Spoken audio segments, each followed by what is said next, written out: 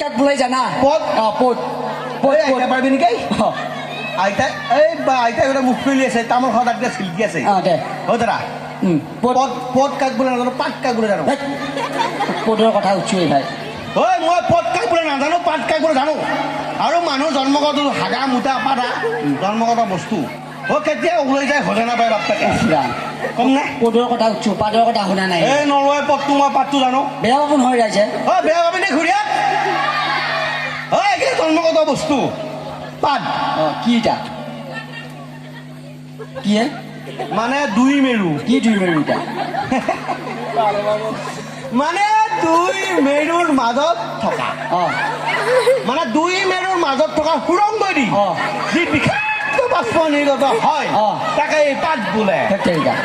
এতিয়া পাত প্ৰধানকৈ তিনি প্ৰকাৰৰ ভৌতকে মাৰা পাত উটকে মাৰা পাত